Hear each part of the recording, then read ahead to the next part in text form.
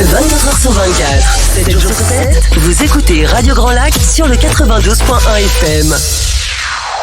Carnet de voyage, le monde à portée de voix avec Jessica sur Radio Grand Lac. Bonjour à toutes, bonjour à tous, c'est Jessica, je suis ravie de vous retrouver en ce vendredi 20 décembre. Alors pour cette dernière émission de l'année de Carnet de voyage, j'avais envie de vous emmener dans un endroit qui me paraissait évident pour ce dernier vendredi avant Noël et surtout pour vous faire découvrir, voyager, et puisqu'on est dans la magie de Noël tout autour de nous avec les lumières, les Pères Noël qu'on rencontre, les sapins, le froid qui commence à s'installer avec l'hiver demain, la destination que nous allons découvrir ensemble aujourd'hui est, vous l'aurez deviné probablement, la Laponie.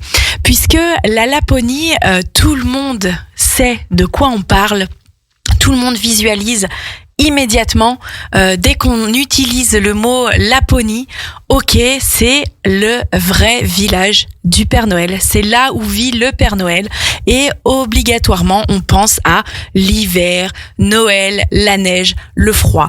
Donc évidemment, en ce vendredi 20 décembre, la Laponie s'est imposée d'elle-même finalement. On va découvrir ensemble la Laponie, puisque je suis sûre que parmi vous, il y a des personnes qui ne savent pas trop finalement si c'est un pays ou pas, une région, etc. Tout ça, on va le voir ensemble au cours de cette émission Carnet de voyage. Alors, vous le savez maintenant, Carnet de voyage, le vendredi, de 11h à 11h45, vous fait découvrir des horizons lointains ou moins lointains. Et on part ensemble, on fait nos valises et on découvre des destinations toutes plus incroyables les unes que les autres. Alors je ne change pas mes coutumes, peut-être au grand désespoir de JP, mais je vous laisse attraper de quoi noter pour tout savoir sur la Laponie. Et pour se mettre dans l'ambiance, je vous laisse avec notre cher Elvis Presley. Merry Christmas baby, à tout de suite. Carnet de voyage, le monde à portée de voix avec Jessica sur Radio Grand Lac. Et oui, le monde à portée de voix avec Jessica. On y va aujourd'hui, comme je vous le disais, juste avant la petite mise en ambiance. On découvre ensemble la Laponie. Évidemment, c'est bientôt Noël, à 4 jours de Noël, du réveillon de Noël. Il ne pouvait pas en être autrement.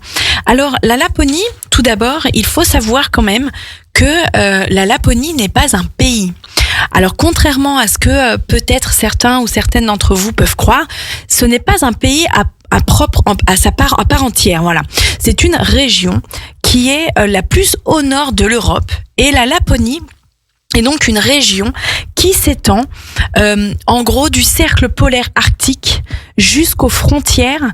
En fait, elle va couvrir cette région les 4 pays qui sont la Norvège, la Suède, la Finlande et la Russie. Donc c'est une région qui est frontalière avec ces 4 pays et qui s'étend jusqu'au cercle polaire arctique. C'est une région qui a une population très exactement de 178 200 habitants. Et les premiers habitants dans cette région, en tout cas les premières preuves, les premiers vestiges trouvés, nous démontrent que les premiers habitants officiels remontent à environ 6 000-7 000 ans. Alors, la Laponie est donc au nord de l'Union européenne, mais ne fait pas partie de l'Europe. Néanmoins, étant donné qu'ils sont frontaliers avec la Norvège, la Suède et la Finlande, la monnaie utilisée quand vous partez en Laponie est l'euro. Alors, vous pouvez évidemment partir en voyage avec vos euros et les utiliser une fois sur place, même si, encore une fois, ce n'est pas un pays européen. Alors, les langues parlées en Laponie sont le finnois, puisque c'est la langue officielle de la Finlande. Le finnois, les 2 langues officielles sont le finnois et le suédois. Mais vous allez pouvoir vous exprimer, puisque ce n'est absolument pas pareil que l'anglais, vous allez pouvoir échanger avec eux en anglais, puisque l'anglais fait partie de leur première langue d'apprentissage à l'école. L'anglais, l'allemand et le français. Alors, si vous avez de la chance, vous pourrez trouver des locaux qui échangeront avec vous en français. Et sinon, évidemment, il faudra trouver un autre système, un autre moyen de communiquer. Alors, vous pouvez apprendre le finnois, pourquoi pas le suédois et autrement, no worries en anglais, c'est très bien. Alors, la météo en Laponie, tout de suite, comme je vous le disais tout à l'heure, Laponie égale, on pense au froid, à la neige, on pense à la nuit, on pense à plein de choses, plein d'a priori finalement, qui vont vous renvoyer à une image, alors positive, c'est clair, à part si vous détestez le froid, mais positive puisque on associe souvent la Laponie à la magie de Noël, et on verra dans un deuxième temps pourquoi on associe la Laponie à Noël. Et en tout cas, on va découvrir aussi plein de choses, et notamment on va parler du peuple autochtone de la Laponie. Alors le premier peuple, enfin le seul peuple d'ailleurs autochtone de la Laponie, les vrais habitants avant même les Suédois, les Norvégiens, les Finlandais, avant tout, il y a un peuple autochtone qui s'appelle les Samis. C'est le dernier peuple autochtone d'Europe. Ils sont environ 100 000 aujourd'hui. Ils vivent majoritairement en Norvège et en Suède. Et ce peuple est environ entre 6 et 10% à vivre de l'élevage de rennes. Alors on verra, parce que vous vous doutez bien qu'en Laponie, c'est pas comme dans des villes, c'est un endroit qu'on va visiter, et on verra aussi finalement ce qu'il y a à faire quand on va en Laponie, parce que c'est pas des villes dans lesquelles vous allez retrouver tout un tas d'activités, de choses à visiter, des choses architecturales, des musées, etc. Tout ça, évidemment, il n'y a pas en Laponie. Donc, quand on y va, qu'est-ce qu'on fait ? On verra ça sur la partie tourisme, choses à voir, choses à faire sur la Laponie. En tout cas, le peuple, les Samis, comme je vous le disais, sont un peuple qui vivent essentiellement de l'élevage des rennes. Évidemment, les rennes, quand la Laponie, les rennes, c'est cliché, mais c'est ça, c'est vraiment ça. Donc, les Samis qui vivent de l'élevage de rennes, c'est compliqué pour eux, puisque comme je vous le disais, entre 6 et 10% en vivent exclusivement. Et puis sinon, système D, donc c'est-à-dire grâce au tourisme, encore une fois, ils vont vivre du tourisme par le biais de création artisanale, encore une fois, tout ce qui va être activité touristique, on en reparlera. Mais voilà, leur moyen de vivre et de survivre, de vivre, c'est vraiment le tourisme, l'artisanat, tout ce qui est création et qui a vraiment un lien très fort avec leur culture, et que nous autres touristes, on va vouloir aller chercher, découvrir. Bien, quelque part, on va aussi apporter de l'eau au moulin. Alors,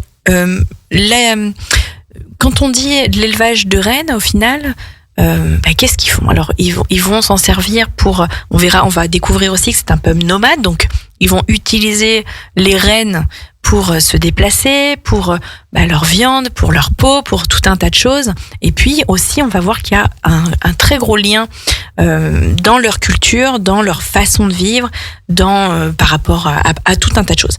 Alors, les Samis, donc c'est un peuple nomade. Ils comptent 8 saisons. On va parler de météo aussi en Laponie, parce que ça, c'est pareil, c'est la grande question. C'est la Laponie, il fait froid, il fait nuit. On va voir ça juste après.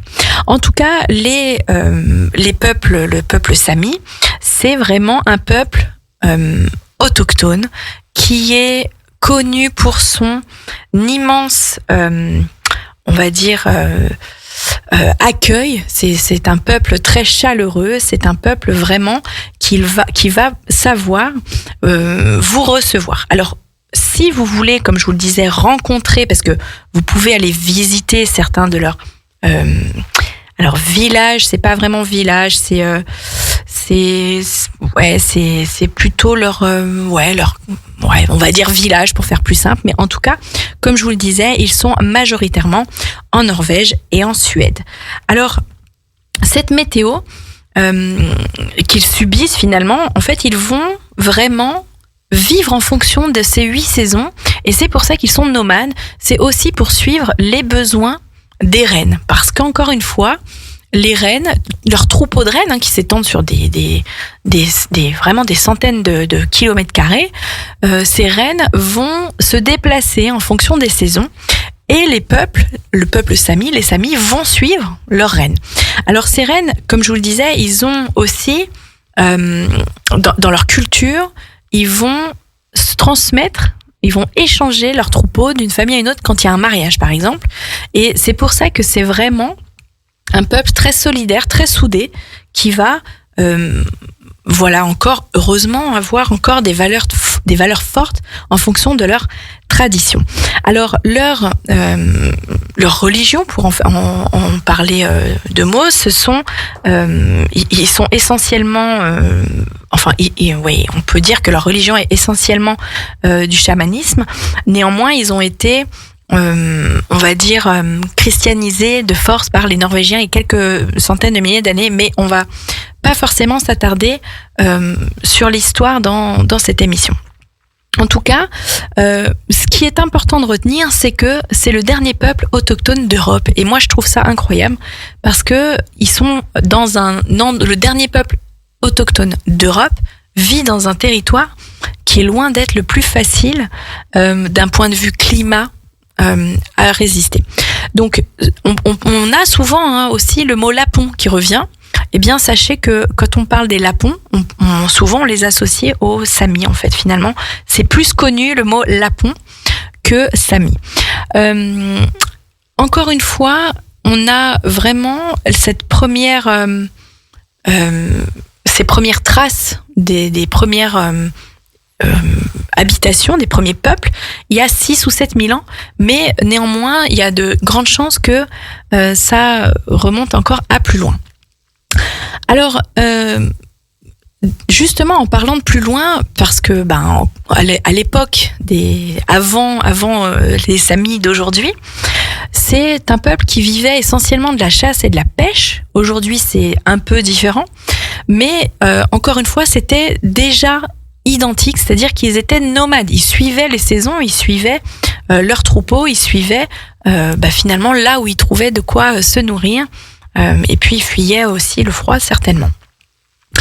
Dans leur culture, ils ont, comme je vous le disais, cette notion d'élever leur troupeau et d'en prendre soin de rennes pour, quand il y a un mariage, échanger les troupeaux, ce qui permet déjà de mettre en commun, et c'est la notion de solidarité, elle est là, de mettre en commun leurs troupeaux, d'échanger et de construire ensemble et d'avancer ensemble. Et c'est des traditions finalement qui peuvent nous paraître pas très importantes, mais pour eux finalement c'est quand même vraiment très très important.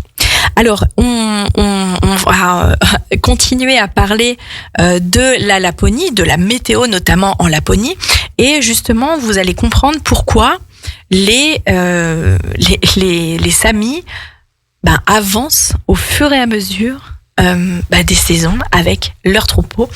On parle de la météo en Laponie juste après la petite pause musicale. À tout de suite. Radio Grand Lac vous accompagne sur le 92.1 FM. Carnet de voyage, le monde à portée de voix avec Jessica sur Radio Grand Lac. On est ensemble sur Radio Grand Lac 92.1, Carnet de voyage, l'émission qui vous fait voyager plus ou moins loin. Et aujourd'hui, on est en Laponie. Évidemment, à 5 jours de Noël, ça ne pouvait pas être autrement. Alors, la Laponie, je le rappelle, est une région et non un pays qui s'étend du cercle polaire jusqu'aux 4 pays les plus au nord de l'Europe, y compris la Russie, qui n'est pas en Europe, mais qui fait partie du pays frontalier. Alors, on a parlé des Samis, on a parlé de leur culture, etc. On va parler de la météo, parce que c'est un vrai sujet, la météo en Laponie. À quelle période partir pour voir quoi? C'est tout de suite. Alors, il y a des écarts de température très différentes, très élevés, très différentes, en tout cas d'une saison à l'autre. Entre la saison la plus chaude et la saison la plus froide, on peut avoir des écarts de 70 degrés. Donc c'est juste énormissime, 70 degrés entre quand le mercure monte et descend. Vraiment, c'est incroyable. Alors, On a du coup dans cette météo, vous le savez, une nuit, ce qu'on appelle la nuit polaire. Et la nuit polaire, elle dure selon les endroits, encore une fois, mais globalement, donc là actuellement, ils sont en nuit polaire de fin octobre à février. Donc cette nuit polaire, c'est, contrairement aux idées reçues, pas un moment dans l'année où ils sont plongés dans la nuit noire et où c'est la déprime totale. Il y a quand même une certaine luminosité pendant quelques heures dans la journée, on va voir lesquelles, de 10h à 14h, c'est-à-dire à peu près à midi, on a vraiment on peut dire le soleil qui est à son zénith, néanmoins il est vraiment à l'horizon, au ras de l'horizon, donc ça malgré tout ça leur donne une luminosité dans la journée, il fait pas nuit noire, et puis ce soleil qui va se refléter sur la neige va apporter une luminosité plus ou moins importante pendant cette période de nuit polaire. Donc, quand on est en hiver en Laponie, donc évidemment, c'est absolument recouvert d'une couche de neige, une couche de glace aussi, et la nature est en majorité en pause, vraiment. Donc, on a à perte de vue de la neige, des forêts, et le moyen de se déplacer est des traîneaux avec des chiens. Et c'est la magie, c'est ce qui fait la magie quand on pense à la Laponie. On pense directement à faire du chien de traîneau. Alors du chien de traîneau, on fait du traîneau tiré par des chiens. On rend visite au Père Noël, évidemment, on va en parler. Les enfants, j'espère qu'il y a des enfants. Bon, alors ils sont probablement encore à l'école ou en cours. Ce soir, c'est les vacances, mais je sais qu'ils attendent pour la plupart d'entre eux, la visite du Père Noël, c'est l'endroit où les emmener. Si vous voulez les faire rêver, clairement, il faut les emmener en Laponie. On en parlera juste après. Visiter le vrai village du Père Noël. C'est vraiment vrai, il existe. Je le dis aujourd'hui, en direct, je le dis, il existe, il est en Laponie. Donc, les étendues de forêt enneigées, pour vous dresser un petit peu le tableau, puis vous faire rêver aussi, on imagine une forêt complètement enneigée, à perte de vue, et puis on imagine ces traîneaux passer avec les chiens. On se dit, une fois qu'on a terminé cette balade, on va rentrer, on va boire un chocolat chaud, on va rencontrer les rennes. Encore une fois, ils sont omniprésents. C'est vraiment les samis et les rennes, c'est l'omniprésence totale en Laponie. On a vraiment un cadre enchanteur en Laponie. Et puis, évidemment, qu'est-ce qu'on va aller découvrir en Laponie? Vous allez à l'unanimité répondre, c'est clair et net, des aurores boréales. Alors, quand est-ce qu'on peut les apercevoir? Idéalement, de septembre à mars, pour faire un vaste balai. De septembre à mars, vous avez la chance, c'est là où vous avez le plus de chances de voir des aurores boréales. Mais les moments vraiment les plus propices, c'est septembre-octobre. Et puis ensuite, février-mars. C'est en début de nuit polaire et en fin de saison de nuit polaire que les moments sont les plus propices. Alors, je vous parle pas des aurores boréales qu'on a pseudo-aperçues il y a quelques mois en France. Je vous parle de vraies aurores boréales, celles que vous êtes dehors et c'est juste incroyable. Je pense que c'est vraiment à faire une fois dans la mesure du possible. On parlera tourisme et budget aussi après, mais dans la mesure du possible, si vous voulez faire rêver vos enfants, je pense que c'est vraiment un endroit incroyable. Alors, il y a souvent, quand j'ai préparé cette émission, des choses qui reviennent, oui, les enfants ne s'en rappellent pas plus tard, mais c'est vraiment un moment de vie à partager avec eux à un instant T, en fait. Et forcément qu'ils s'en rappelleront par le biais de souvenirs qu'on entretient, de photos, etc. Et c'est comme ça qu'on alimente finalement de la mémoire. En tout cas, les aurores boréales sont vraiment à apercevoir pendant les nuits d'hiver. Et puis ensuite, on bascule sur l'été. Alors tout à l'heure, on parlait de 8 saisons chez les Samis, mais c'est encore autre chose. Il y a quand même un été, un hiver. Et au milieu de tout ça, on suit l'évolution de la Terre, de l'inclinaison, etc. C'est vraiment une région particulière dans le monde, puisqu'on est vraiment le plus proche du cercle polaire. Et puis l'été, comme je vous le disais, donc la nature renaît, comme finalement, là, eux, ils passent directement à l'été. Hein, donc l'été renaît, les fleurs, les oiseaux, tout se réveille. Et on repart, évidemment, pour des superbes journées. Et à l'inverse, le soleil de minuit est encore là. C'est-à-dire que il va se coucher, mais d'une manière où, encore une fois, on n'aura pas de nuit noire, puisque la Terre ne tourne pas de la même manière. Et quand le soleil est au zénith l'hiver, eh bien, il l'est aussi en été. Donc forcément, on n'a pas de nuit noire. La météo, le climat, comme je vous le disais tout à l'heure, on a des gros écarts. On a environ 70 degrés d'écart entre les périodes les plus chaudes et les plus froides. En tout cas, on a un climat qui peut être, on va dire, caractérisé de océanique polaire. En tout cas, au niveau des frontières avec les côtes, hein, l'océan, etc. Mais plus continental dans les terres, puisque plus on va se rapprocher des pays, des pays d'Europe, hein, dont on a parlé tout à l'heure, plus on va avoir un climat continental. Donc, comme je vous le disais, en général, on est sur une région enneigée, fortement enneigée pendant la période d'hiver. La température, on en parlait, peut descendre jusqu'à moins 40.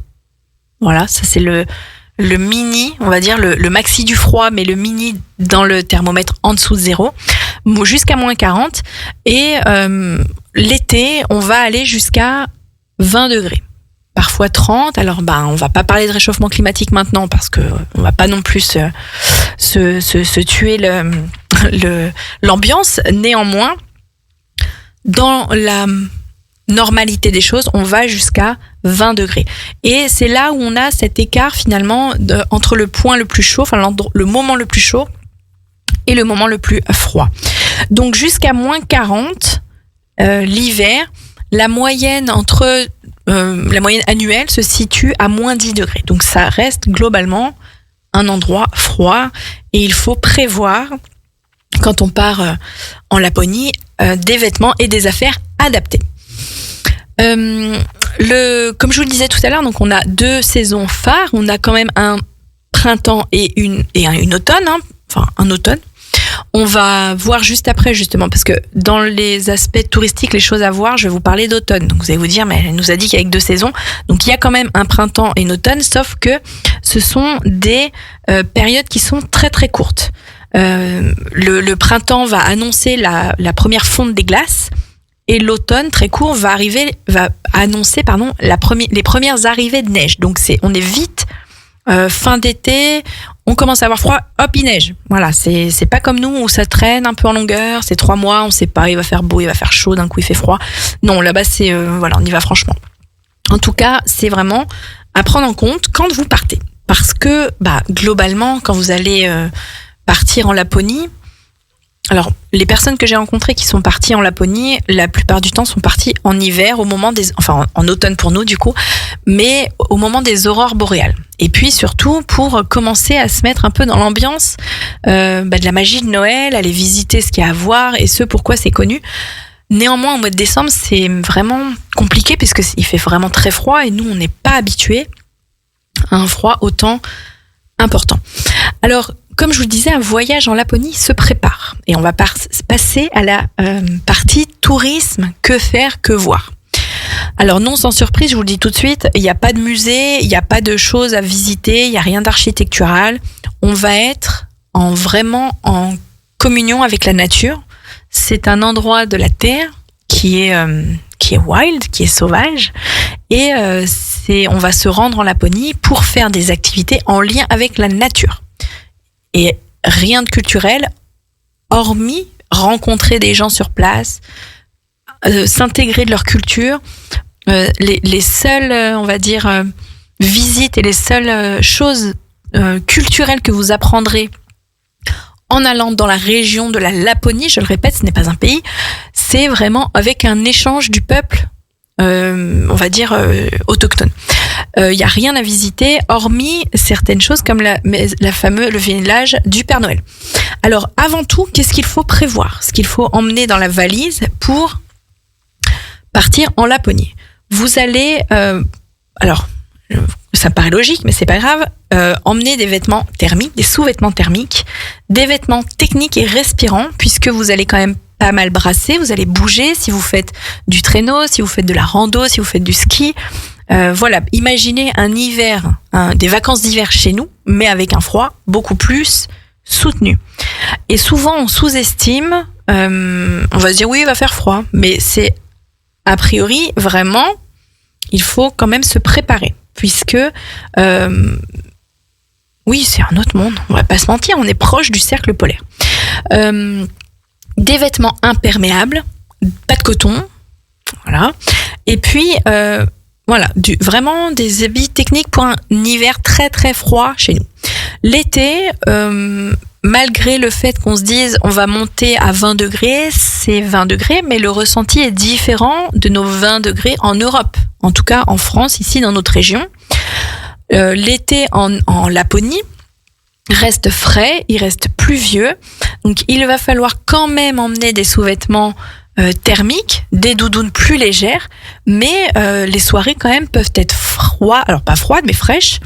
Et des bonnes chaussures de rando. Malgré tout, vous êtes dans un pays nordique, le plus au nord de l'Europe, je le rappelle. Donc, l'été, c'est pas l'été en France, en Italie, en Espagne. Donc, même si vous voulez partir en été en vous disant on aura moins froid, c'est pas des vacances d'été comme ici. Pourquoi choisir l'été ? C'est simplement si vous voulez faire des randos, voir la Laponie différemment, c'est-à-dire ne pas voir que des étendues enneigées, il faut partir en été.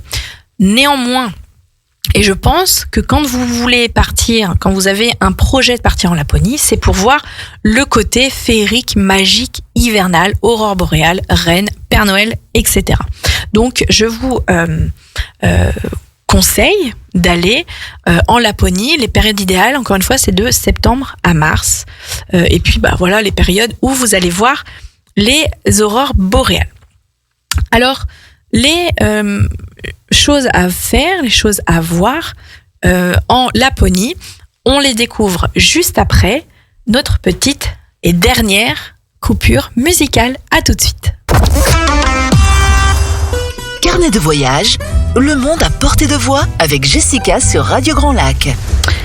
On a fait une coupure pub et nous revoici déjà ensemble puisqu'il ne nous reste malheureusement pas longtemps pour découvrir les activités populaires à faire en Laponie. Alors, comme je vous le disais il y a quelques instants, la Laponie est un endroit où on va s'orienter vraiment vers tout ce qui est activité en lien avec la nature, avec il y a pas de musée, il y a pas de choses architecturales, il y a pas de prouesses techniques avec des buildings, etc.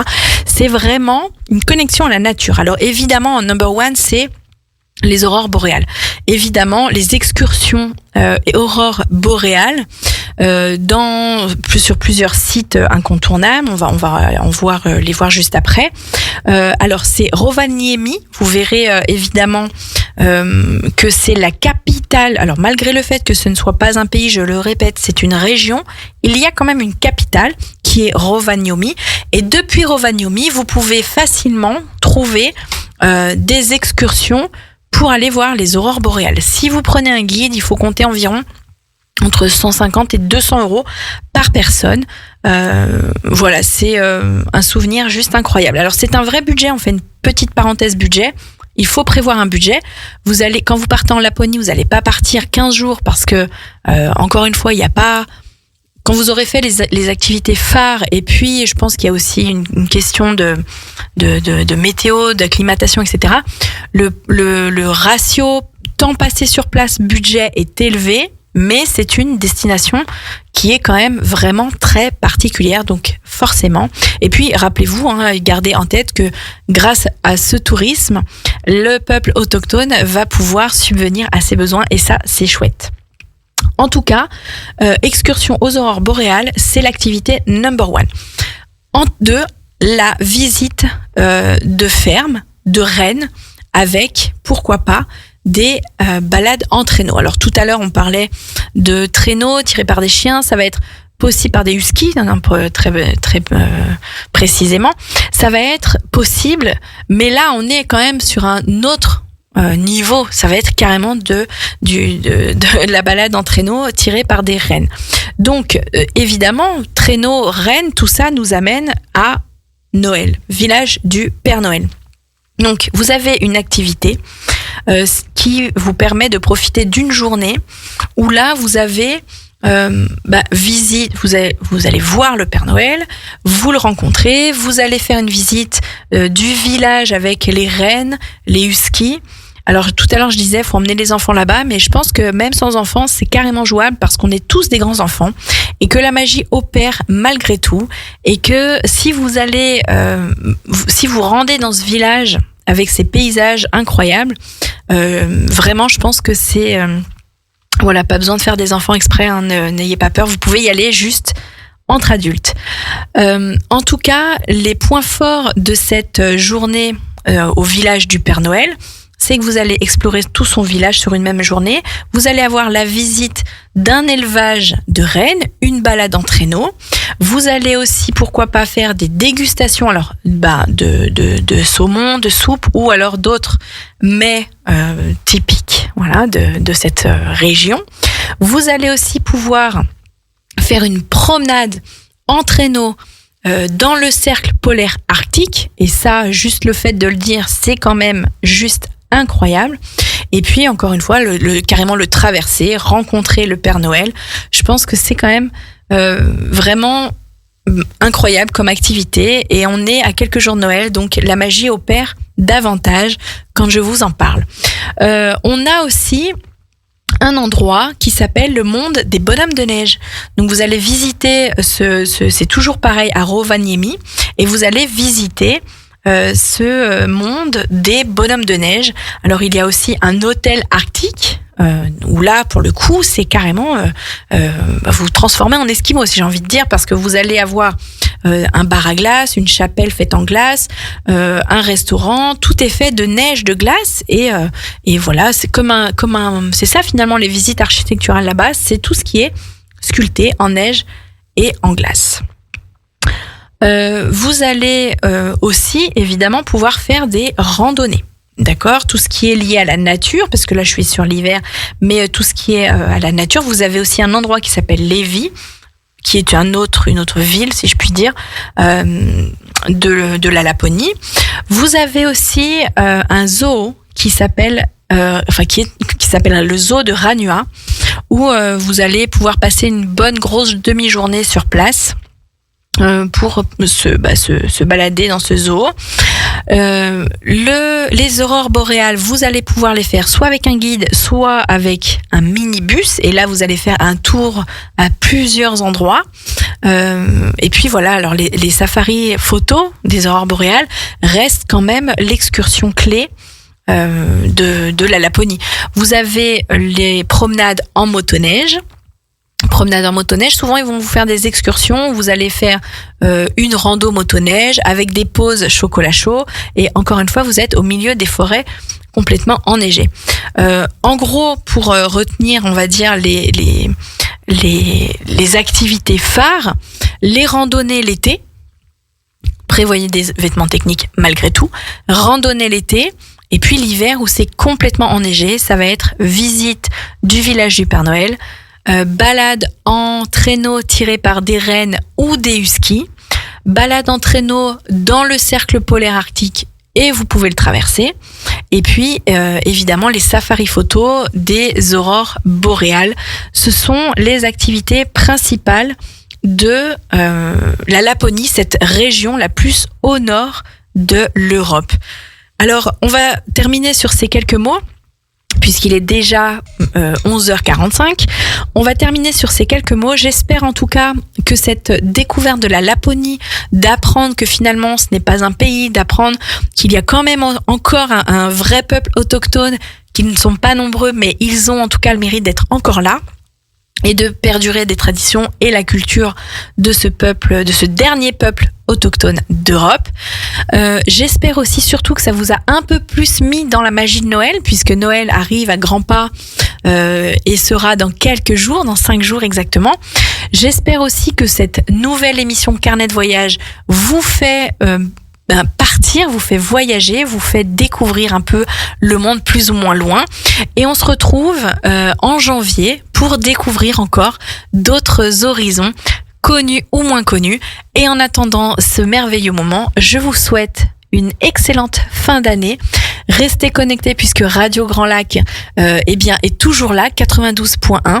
Je vous souhaite de merveilleuses fêtes, je vous souhaite de rêver et je vous dis rendez-vous en 2025. À très bientôt.